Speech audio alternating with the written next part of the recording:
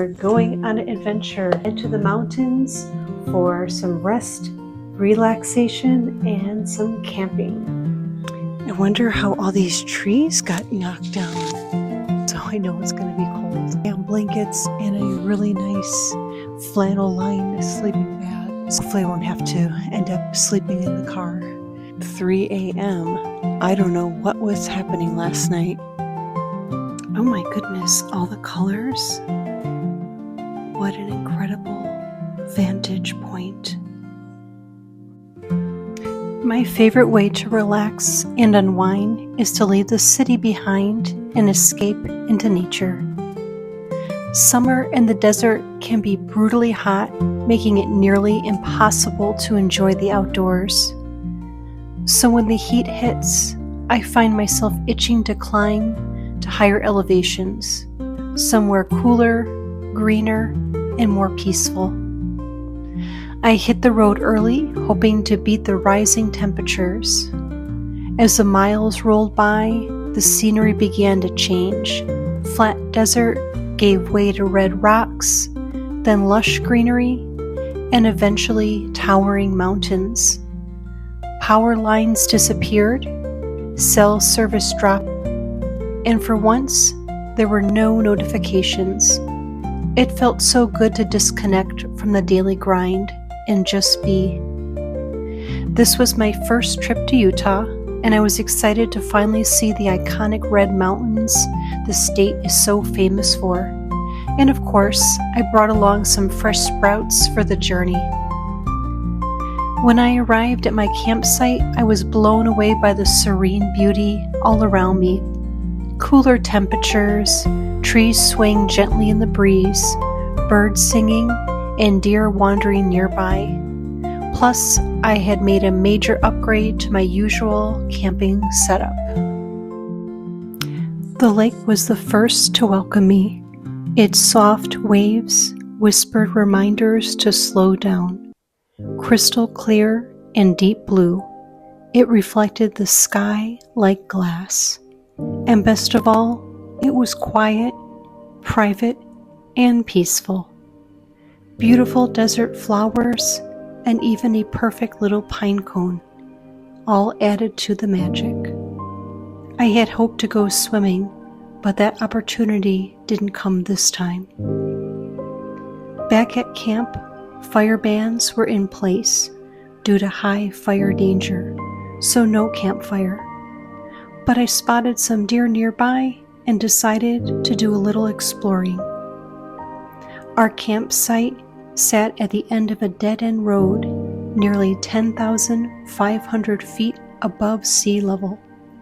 Behind us stretched what looked like untouched forest, climbing even higher. I could not resist.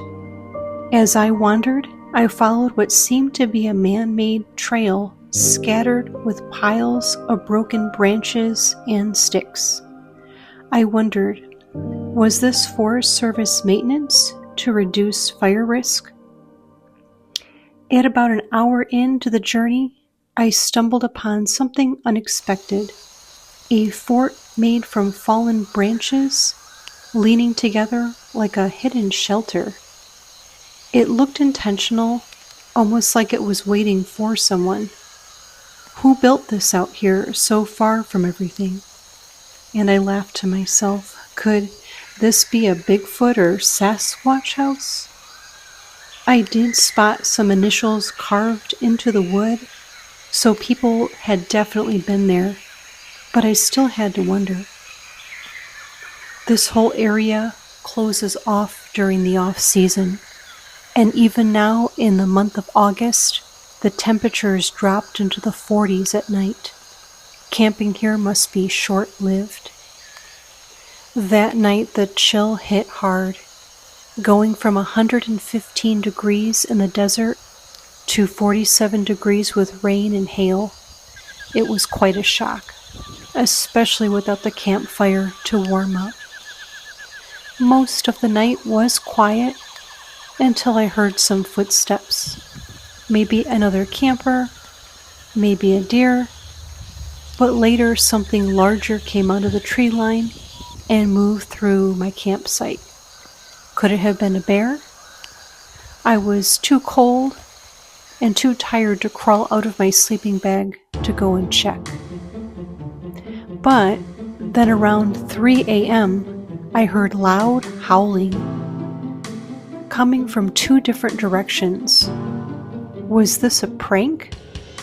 2 people messing around? Or something else entirely? I froze, straining to figure out where the sound was coming from. When the sun finally rose, I was grateful for the warmth. I decided not to stay another night. It was just too cold without a fire. But before I left, I had to visit that fort just one last time. It still tugged on my imagination. A little morning snack and some peaceful tunes on my auto harp helped set the mood before I packed up.